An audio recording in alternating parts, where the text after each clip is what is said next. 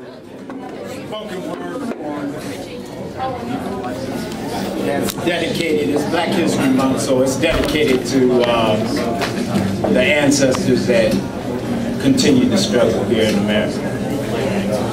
The first one's a little heavy, but it's alright. So is the struggle, so it's cool. It's called We Fight the Frame, and it's written by my brother, Wayne. Alright, brother. What are you saying? We fight the frame. Now the frame is a box with social, political locks, crafted to stack blacks in rows of blocks, trapped between hard places and rocks. Now the frame is limitation, it's lowered expectation, it's false identification, both concrete and subliminal, as criminal, as imbecile. Oh yes, we fight the frame that seeks to blame any and every African for the acts of a few or the lacks of a lot. You see, the frame ain't nothing but a stick-up. Framers set up situations of socially mandated poverty and then blame we for not overcoming them in a single generation, saying, see, I told you so. Now the frame's focus is the Negro problem fix. To manifest our destiny is like add Negro, but don't mix. Stick this African peg into an American hole and disseminate it, disintegrate it, subsume it, consume it, enslave it, subjugate it, and above all, separate it. Now frame fighting is at an all-time high as framers try to fit unwitting Negroes into those blocks and stack us in rows, shackled in locks. And the rows and blocks and times may change, but the one thing that remains the same, that is the frame.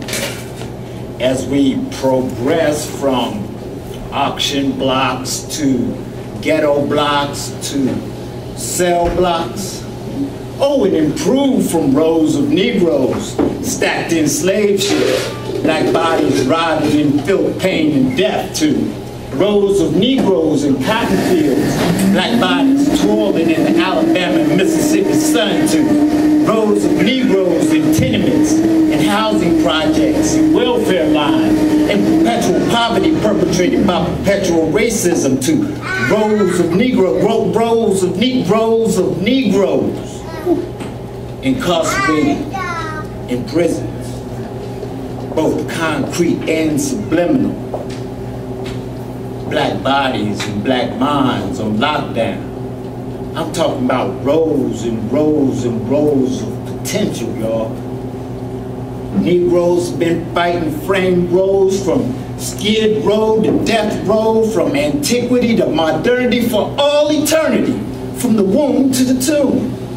You see, the frame is the master plan to keep the black man and woman off the freedom train on underground tracks and on the plantation reserved for blacks.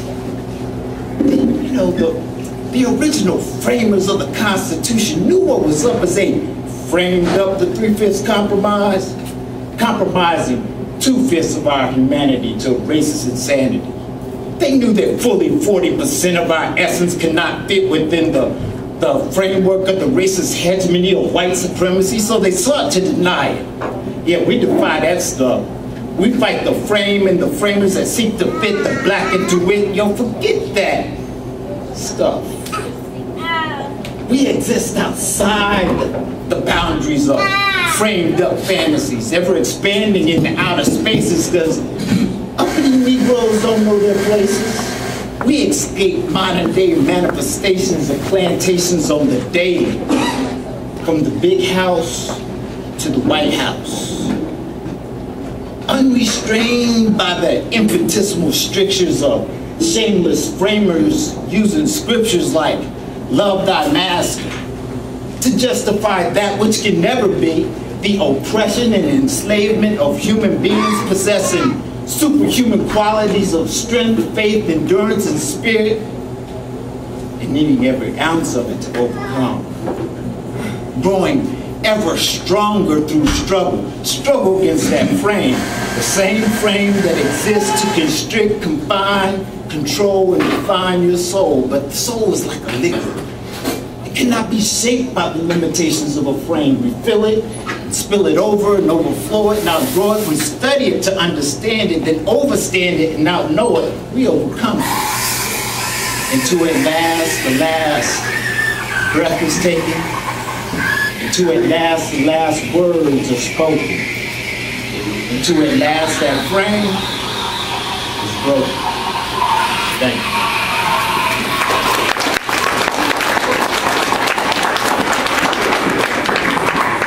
This second one is much lighter. It's written by Langston Hughes. It's called Mother to Son. I like to portray it like father to son.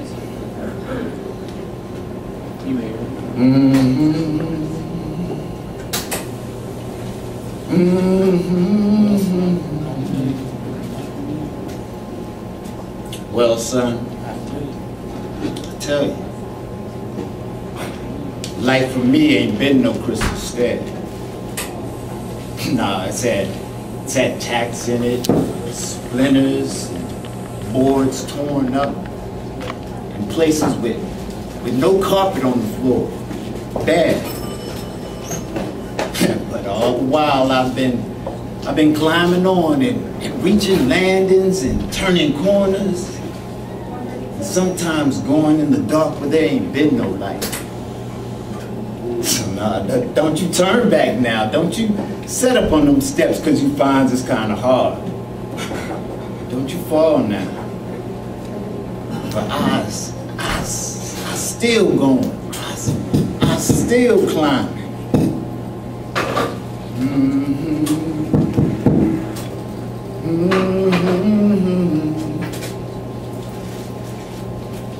And life for me ain't been no crystal stair.